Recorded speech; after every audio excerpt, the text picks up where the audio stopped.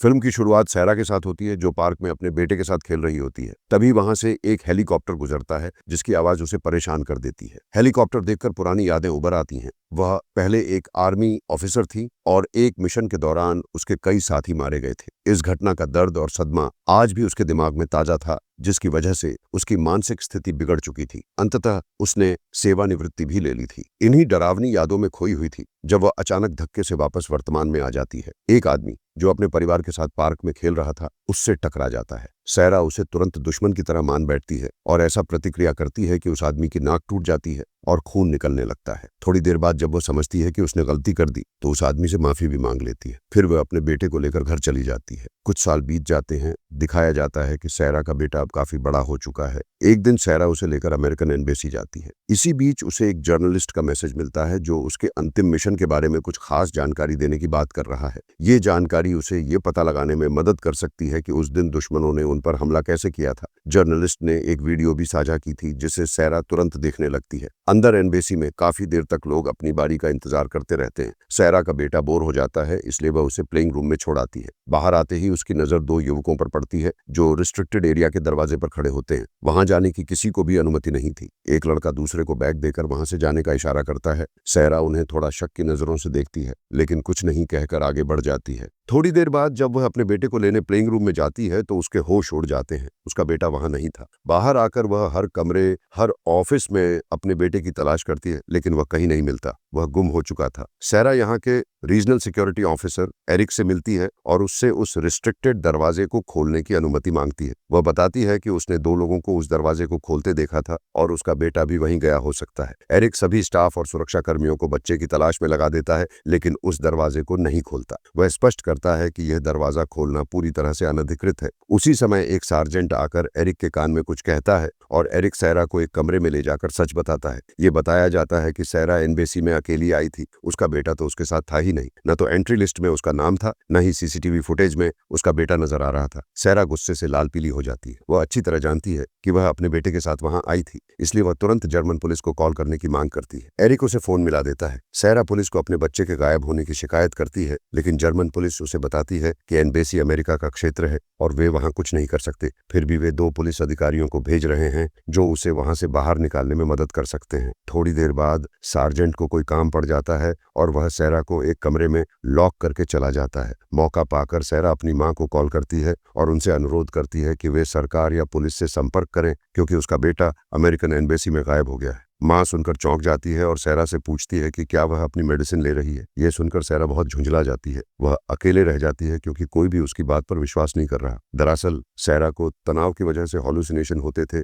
सैरा के दिमाग में अक्सर विचित्र ख्याल आते रहते थे। मनगढ़ंत कहानियां बनती रहती थी। इसलिए उसकी मां को लगा कि सैरा भी उनसे झूठ बोल रही है, या फिर यह सब उसके ही विचारों का नतीजा है। उधर सैरा को किसी भी हाल में उस कमरे से बाहर निकलना था। वह लॉक खोलने के लिए इधर उधर कुछ चीजें तलाशने लगती है और उसे एक पिन मिल जाती है। उस पिन को सीधा करके वह लॉक खोल देती है और बाहर निकल आती है। अपने बेटे को ढूंढने के लिए वह दोबारा प्लेइंग एरिया में घुस जाती है। वहां उसे अपने बेटे की एक कार मिल जाती है। यह देखकर उसे अपने ऊपर और भी अधिक विश्वास हो जाता है कि वह अपने बेटे के साथ ही आई थी। अब वह अपने रास्ते में आने वाले सभी सीसीटीवी कैमरों को तोड़ने लगती है और हर कमरे की तलाशी लेने लगती है। अचानक वह एक लॉक कमरे को भी खोल देती है, जिसमें एक लड़की बैठी होती है। जैसे ही सैरा अंदर आती है, वह लड़की चिल्ला उठती है, लेकिन सैरा उसके मुंह पर हाथ रखकर उसे चुप करवा देती है। वह उससे माफी भी मांगती है और कहती है कि वह बस अपने बेटे को ढूंढ रही थी। जैसे ही वह वहां से जाने लगती है, इरीना नाम की वह लड़की उसे रोक देती है। वह कहती है कि वह पिछले 2 महीने से यहाँ फंसी हुई है। अगर सैरा चाहे तो वह उसके साथ मिलकर उसके बेटे की तलाश कर सकती है,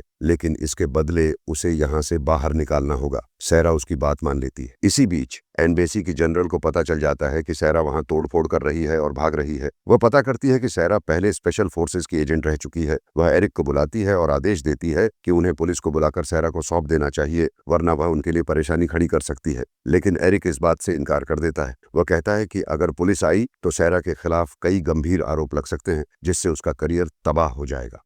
इसी बीच इरीना सैरा को बताती है कि अब उन्हें हर कमरे में जाने के लिए एक एक्सेस कार्ड की जरूरत होगी। ये बात सैरा के लिए कोई बड़ी बाधा नहीं होती। वह आगे बढ़ती है और एक सुरक्षाकर्मी पर हमला करके उसे बेहोश कर देती है और उसका एक्सेस कार्ड भी ले लेती है। अब वह आसानी से कमरे में घुसने लगती है। एक ट्रक में बैठकर इरीना को वहां से भागना था, लेकिन जब वह वहां पहुंचती है तो ट्रक वहां से चला गया होता है। वह काफी निराश हो जाती है। फिर भी सैरा आगे बढ़ती है और एक कमरे में वह वही बैग भी ढूंढ लेती है जो उसने उन 2 लड़कों के पास देखा था। हैरान कर देने वाली बात यह होती है कि उस बैग में ड्रग्स मिलती है। ठीक इसी समय कई सुरक्षाकर्मी वहां पहुंच जाते हैं और इरीना को पकड़ने की कोशिश करते हैं। सैरा को यह पूरा मामला काफी अजीब लगता है। एम्बेसी में एक लड़की को क्यों कैद किया गया? वह उन गार्ड्स पर हमला कर देती है और उन्हें बेहोश कर देती है। इससे पहले कि वह इरीना से कुछ पूछ सके, एरिक वहां पहुंच जाता है। वह सैरा को पकड़ता है और उसके हाथ में एक इंजेक्शन लगाकर उसे बेहोश कर देता है। जब सैरा को होश आता है तो वह एक बिस्तर पर पड़ी होती है। उसके सामने एम्बेसी की जनरल और एरिक दोनों खड़े होते हैं।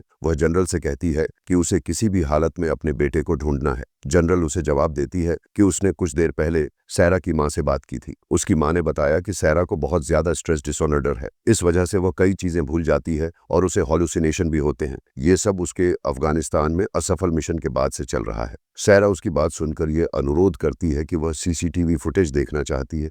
उसकी ये ख्वाहिश पूरी कर दी जाती है।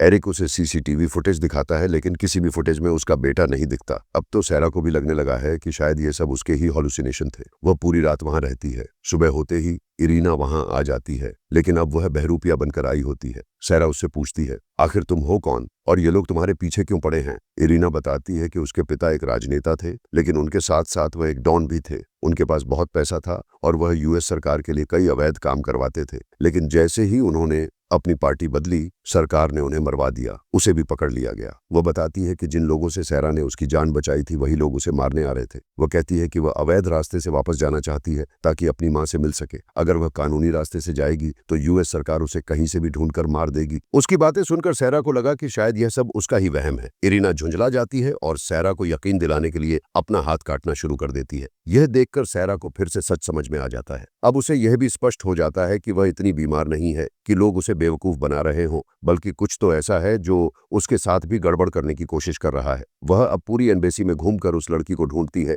जिसे उसने रिस्ट्रिक्टेड एरिया में देखा था। फिर वह एक लड़के से अपने बेटे के बारे में पूछती है। वो लड़का जवाब देता है, हाँ, मैं जानता हूं कि तुम्हारा बेटा कहाँ है, लेकिन उसके बदले तुम्हें मेरा एक काम करना होगा। तुम्हें वहां से मेरा ड्रग्स का बैग चुरा कर देना होगा। सैरा उसके अंदाज से समझ जाती है कि उसे उसके बेटे के बारे में कुछ भी पता नहीं है, लेकिन वह यह बात उसे नहीं बताती। बजाय इसके वो कहती है, अगर तुम्हें वह बैग चाहिए तो तुम्हें मुझे एक मैप और एक एक्सेस कार्ड लाकर देना होगा। इन्हीं बातों के बीच सैरा नोटिस करती है कि एरिक भी अपनी बेटी के साथ एम्बेसी में आया हुआ है। जब इरीना वहां आती है तो दोनों मिलकर एरिक के टेबल के पास जाती हैं। वहां वे देखती हैं कि एरिक की बेटी अपना एक खिलौना वहीं छोड़ गई है, जिसे वे उठा लेती हैं। आधे घंटे बाद वही लड़का उन्हें जेंट्स वॉशरूम में बुलाता है। वहां वह एक्सेस कार्ड और जगह का मैप लेकर आता है। इसे देखकर दोनों सार्जेंट के ऑफिस में पहुंच जाती हैं। वहां वे सार्जेंट के कंप्यूटर को चेक करने लगती हैं। तभी सैरा को अपने नाम की एक फाइल मिल जाती है। जब वह उसे खोलती है तो उसे लगता है कि उसके बारे में हर चीज वहां दर्ज है, और वो भी बहुत पहले से। इसी दौरान उसे इस्लामाबाद मीटिंग नाम की एक फाइल दिखाई देती है। जब वह उसे खोलती है तो उसमें एक वीडियो दिखाई देती है जिसमें एरिक साफ साफ नजर आ रहा होता है। सैरा को याद आता है कि यही वीडियो उसे सुबह जर्नलिस्ट ने भी भेजी थी। वह तुरंत जर्नलिस्ट को कॉल करती है और पूछती है, एरिक का इस सब से क्या लिंक है? जर्नलिस्ट जवाब देता है कि अफगानिस्तान में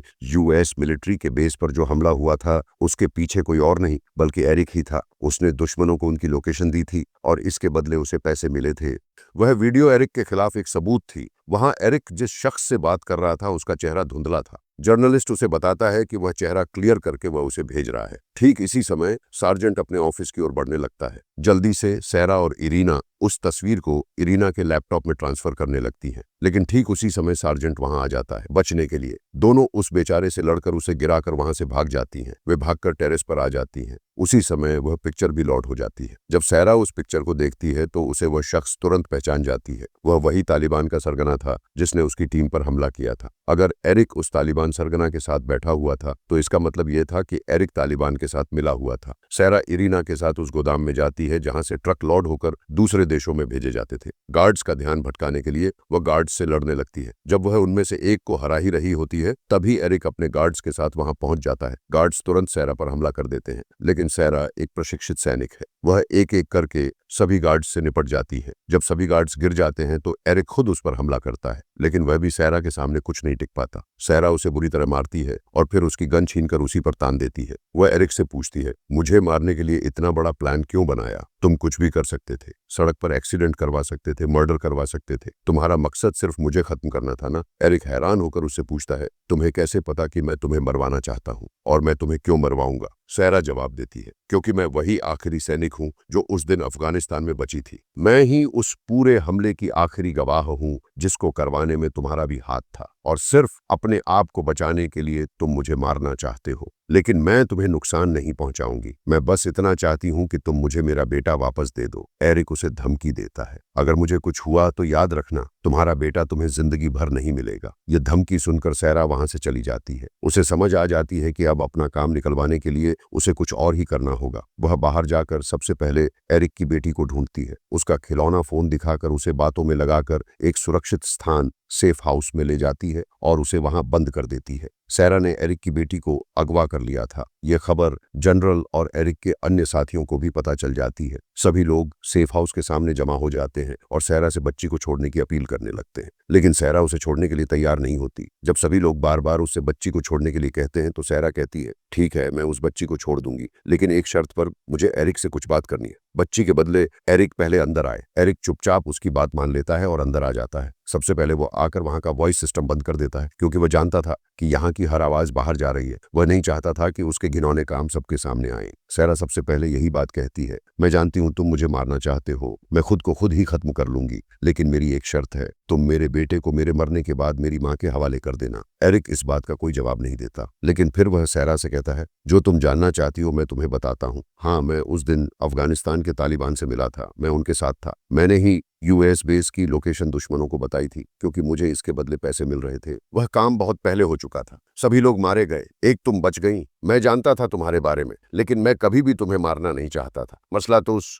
जर्नलिस्ट की वजह से बना, उसे सारी बात का पता चल गया था। वह मुझे धमकाने लगा। मैं जानता था कि वह जरूर तुम्हें भी यह बात बताएगा। इससे पहले ही मैं उस जर्नलिस्ट को मरवाना चाहता था, लेकिन तुम्हें उसके मरने से पहले ही ये सारी बातें पता चल गई, और फिर इस तरह तुम्हें भी मारना मेरी मजबूरी बन गई। हाँ, तुम सच थी, तुम्हारा बेटा तुम्हारे साथ यहाँ आया था, लेकिन मुझे तुम्हें मारने के लिए ये पूरा खेल खेलना पड़ा। मैंने ही सीसीटीवी से तुम्हारे बेटे को गायब करवाया था। ये सारी बातें कहने के बाद एरिक अपनी गन से सैरा पर फायर कर देता है। फिर वह खुद अपनी टांग में गोली मारकर सैरा के हाथ में गन थमा देता है। फिर वह सेफ हाउस से ऐसे बाहर आता है जैसे सैरा ने पहले उस पर हमला किया हो, और फिर अपने बचाव में उसने सैरा को गोली मार दी हो। सैरा इस वक्त मरी नहीं थी, लेकिन बुरी तरह जख्मी थी। एरिक भूल गया था कि सैरा कोई सामान्य इंसान नहीं थी, वह एक प्रशिक्षित सैनिक थी। उसने एरिक की बेटी के खिलौना फोन में एरिक की सारी बातें रिकॉर्ड कर ली थी। बाहर सभी लोग इस वक्त सैरा को आतंकवादी समझ रहे थे। उस सेफ हाउस के बाहर बम भी लगा दिया गया था जिसमें सैरा बंद थी, लेकिन उससे पहले ही सैरा उस रिकॉर्डिंग को माइक्रोफोन में प्ले कर देती है। बाहर खड़े सभी लोग एरिक का खुलासा सुन लेते हैं। वे समझ जाते हैं कि एरिक एक घिनौना इंसान है। वह न सिर्फ इस वक्त सैरा के साथ खेल रहा था, बल्कि उसने यूएस सरकार और मिलिट्री के साथ भी बड़ी गद्दारी की थी। जब एरिक का सच सबके सामने आ जाता है तो एम्बेसी की जनरल उसे तुरंत गिरफ्तार करवा देती है। सैरा को सुरक्षित रूप से सेफ हाउस से बाहर निकाल लिया जाता है। उसके बेटे को भी जल्द ही ढूंढकर उसके हवाले कर दिया जाता है। एम्बेसी की ओर से उसे बेहतरीन स्वास्थ्य सेवाएं मुहैया कराई जाती हैं। उसका इलाज होता है और वह पूरी तरह से ठीक हो जाती है। मूवी के अंत में सैरा को उसके बेटे के साथ खुश दिखाया जाता है, और यहीं पर यह कहानी अपने अंतिम रूप में समाप्त हो जाती है।